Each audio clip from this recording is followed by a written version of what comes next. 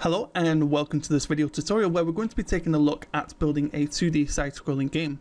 So in the last video, or if you ever see my last video, I sort of give you a up and running with a side-scrolling game, and that is this one, this 2D one. And I'm going to be doing the same sort of thing in this one, however we're going to be using the actual 2D side-scrolling setup here.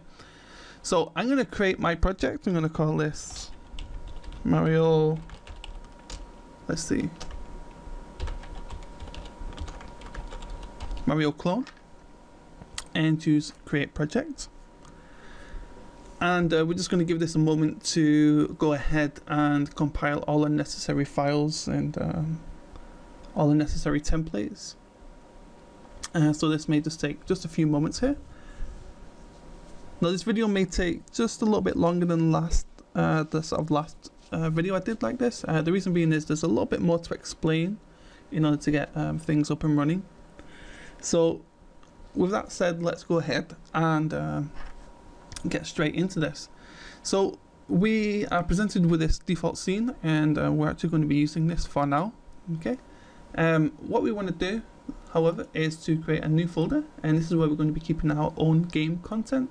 So let's go ahead and call this Mario clone, as we're going to be creating a sort of Mario clone sort of game. And we're going to create a new a few folders here. So one's going to be textures, one is going to be sprites, and inside the sprites I'm going to do run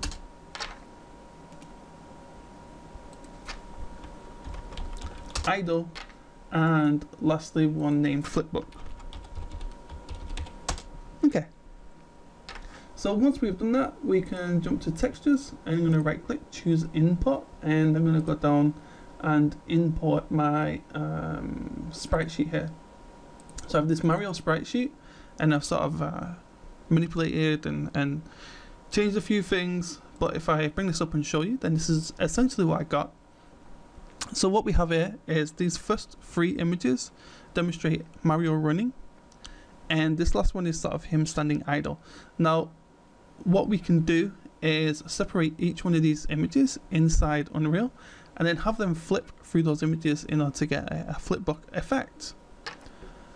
Now before I do that, if you are setting this up, what you'll also need on top of that is the alpha channel. Okay, and this is just to separate it from that white background. So let's jump back into Unreal here, and let's double click on the Mario, and I would just want to change this LOD group from world to UI, press save, and we're done. Alright, so let's go ahead and create the, let's see, we'll start with a running animation. So what we want to do is we want to right click, and we want to go down to miscellaneous, and we want to choose this option that says sprite, and we're going to do Mario underscore run underscore 01. Now we need 3 of these, as there are 3 images, and I'll show you exactly how this is going to work. So let's jump back to textures, and we need to bring the Mario into the source over here. Now you can see that this Mario has been brought in, however we've got all 4 of these images, and we want to separate these out into 3 different files for the run. So the way we do that is, first of all, we need to set the dimension, or the size of the actual each square here. So you can see we have source dimensions, and I know that each one of these files, each section here, needs to be 128 pixels. So I'm going to put 128 and 128, and this just ensures that we have both the length and width at 128 pixels. Okay, so we can save this and it's done. But before we move out and create the second and third one, I want to show you exactly how that is achieved. So this first Mario picture here is going to be the first one. Now if we wait to get the second one, we actually need to alter the source UVs. Okay, so at the minute it's set to 0. If we set this to 128, which is 128 pixels ahead from the starting point, then we get the second picture. And if we set the next one, I think it's 382. No, oh, 382. Then we get the third one. Now the way this works, okay, let's set this back to 0, is I've created a document here just to better demonstrate this. So imagine if we have our texture here, and we have 4 images inside each one, 1, 2, 3, 4, 1, 2, 3, 4, 1, 2, 3, 4, and so on and so forth. And we could have a sheet that has, say, this whole sheet could be dedicated to a more complex run, or it could be separated into different parts. For instance, maybe you had a run and a walk on here, or something like that. So you want to start with 0, and then if you want to move to your next image, you want to go to 128, 256, and 384. And the way this works is you start with your first value at 128, which is the first size of your texture. So if you have a 512, then the first value would be 512, and that's also the same below and on a diagonal. And then all you do is you add this value again, so 128 plus 128 is 256, and then to get this 380 you add 128 to 256, and you get 384. And you do that going both up and down, so you can see we've got this on horizontal and vertical, and we end up with these values. And as you can see, I've got a few extra examples that I've created here. So you've got 256, 512, and so on and so forth. So once we've done that, we can jump back to Unreal. Let's save this, and we want to create a second sprite. So let's go to our run, go to new, and we need to keep repeating this just a few more times. So we're going to go Mario underscore run underscore 2, and let's bring that texture back in. Bring this in, and we need to set this to 128 by 128, and we need to set the this to 128 also. Press save, and we want to do the same thing again. So let's see, new miscellaneous sprites, Mario underscore run underscore 03,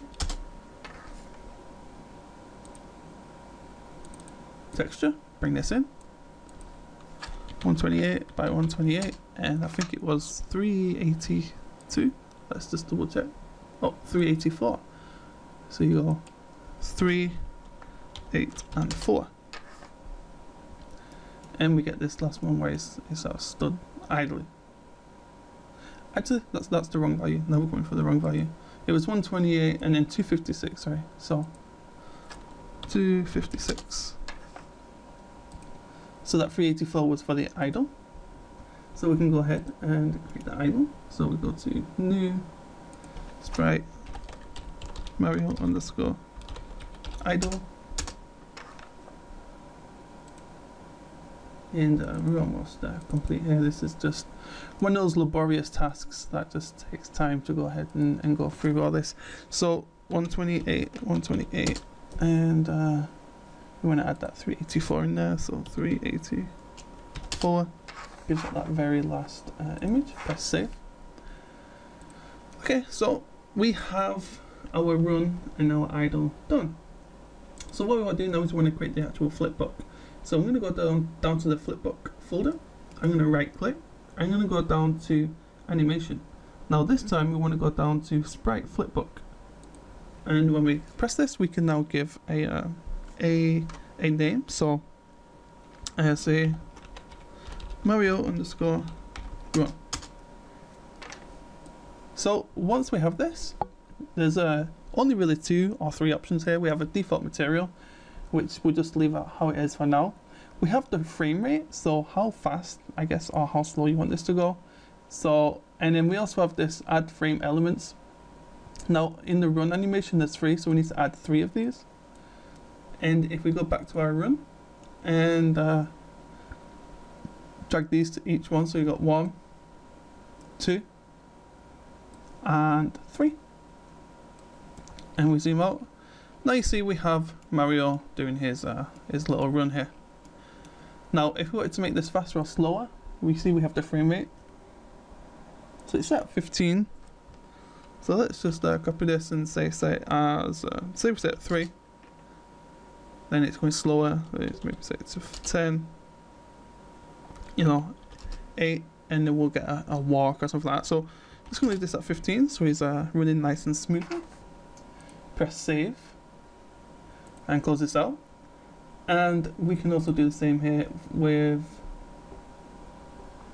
the idle. So we're going to go down to new animation, and we're going to go down to sprite flipbook and put Mario underscore idle. So let's jump down to the idle. Oops, we had that right there. Jump down to the idle. I'm going to set the frames down to 1 because there's no animation essentially. And drag our idle in here. Okay, so we have our character essentially set up and ready to go. So what we want to do now is start to modify the blueprints itself. So if we go to blueprint, okay, and we double click on where it says my character, this is going to bring up the level blueprints. And there's only really one option up here we concentrated on it and getting our character here. So to just break this down, how this is working is that we have this condition here that says that if the velocity is greater than the value of the set value, so 0. So if the velocity is greater than 0, then we want it to play to not play an animation, and if it is greater than 0, we want it to play an actual animation. So that animation is set here. So if the velocity is at 0, right here, we want to play the idle. So we can click this little drop down and we can choose Mario idle. However, if it's greater than 0, we want it to play the run. So we're going to compile that and save. And we're going to click play and let's just see what happens here. Let me just turn the volume down just in case you get a big sound. So we can see we have Mario and he runs around and jumps and so on and so forth. And as you can see, there's a few issues. So let's go ahead and fix that right now. So let's jump back into the blueprints, okay? And we need to go down to components. Now, under the sprite, we can click this, and we can change the default sprite to our own. So let's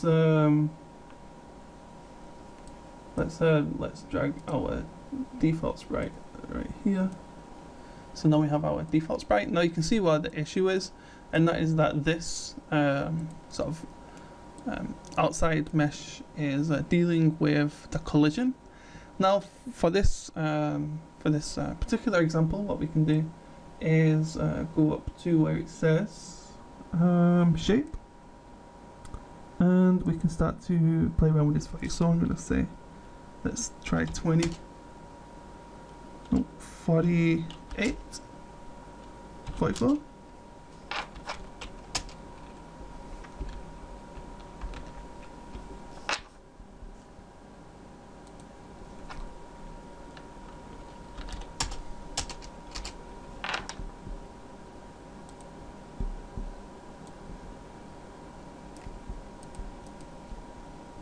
Oops, it looks like it didn't update there, so let's try that again. Let's do 44.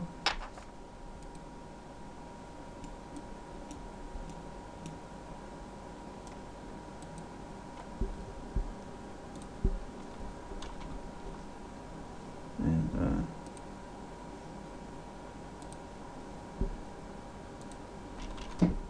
let's do 44 by 44. Compile. Okay, it's still a little bit too big, so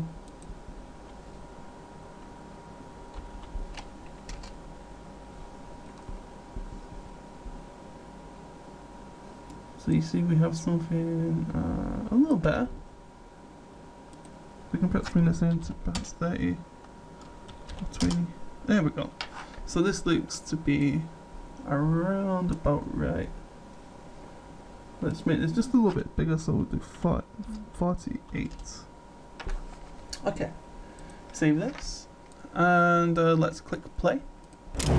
And so now you can see where they have the little Mario moving around, and yeah, so it's pretty cool. So the next thing you probably want to control here is going to be the camera. Okay, how far away the camera is from the player. Now, the way this is set up, it's tempting just to select this and move it closer, like you can do inside the inside of the 3D 2D game. But in this particular case, what you need to change is the orthographic perspective. So that is set right here where it says orthographic width. Now I want this to be half the size, so I'm going to do 1024. Press save and press play. You see we're much closer this time. So yeah, so we can run around and set up all sorts of things here. Now if we wanted to, we can go ahead and import our own sprites.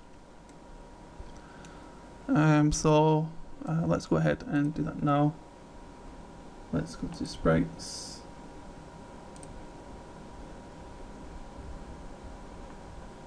And I'm sure I created a background. Oh, looks like I didn't. Looks like I have to do it again. So let's do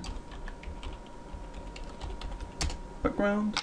Okay, and let's go to file, import, and let's import our background. So I have two of them here.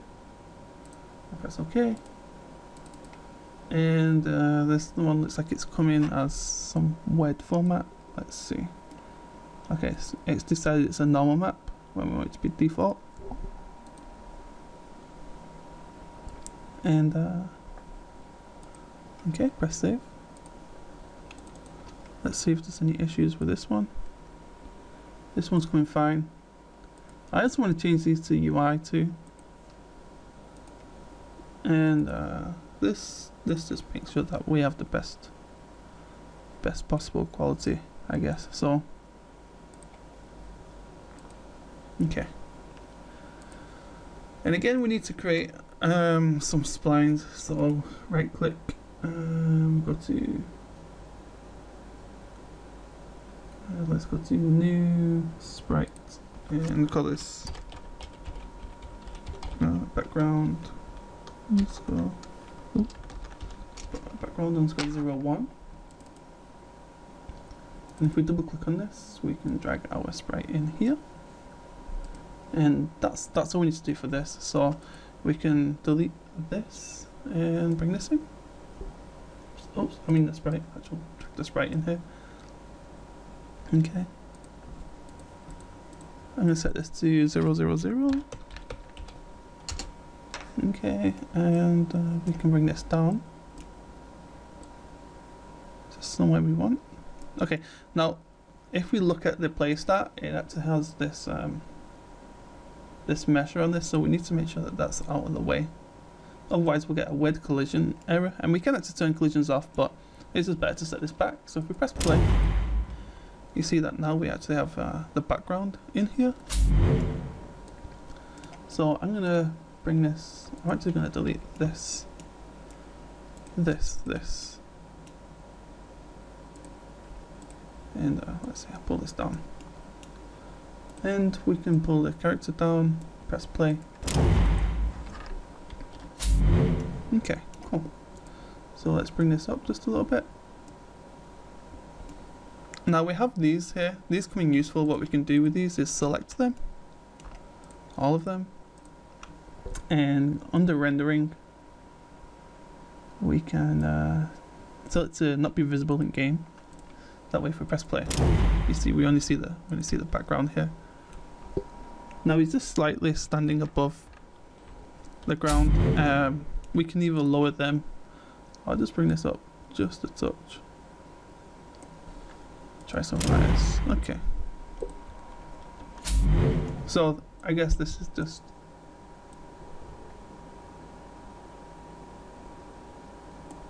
pushing this up and down to get the right value. It's a little bit too high, I guess, turning off the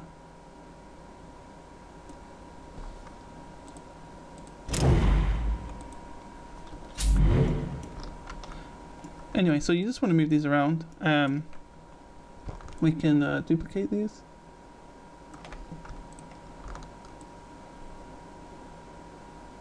A few times.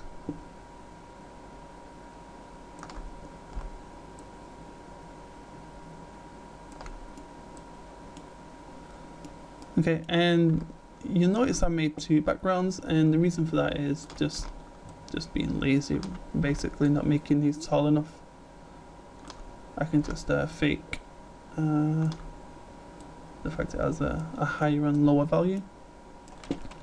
So let's press play. Okay. So we just want to be a little bit more precise. So let's bring these down.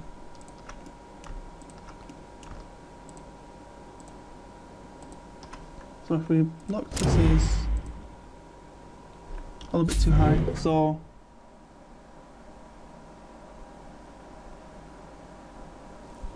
let's pull these down just a little bit. Where is it? Okay, it's over here.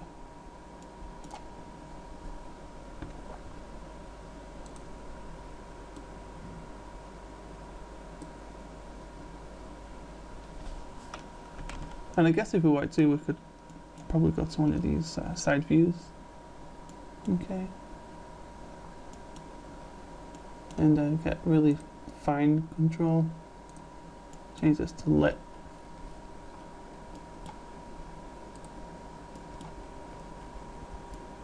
And really sort of deal.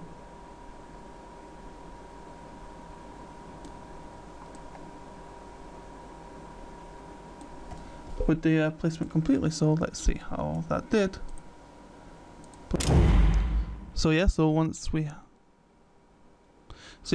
have that, we can go ahead and move around and jump on these platforms and so on and so forth. You want to make sure that, as you saw up there, the play can never surpass the actual height of the sprite, as you can see up there. But until then, that's about as far as I'm going to go with this. Thank you for watching, and I'll see you in the next video.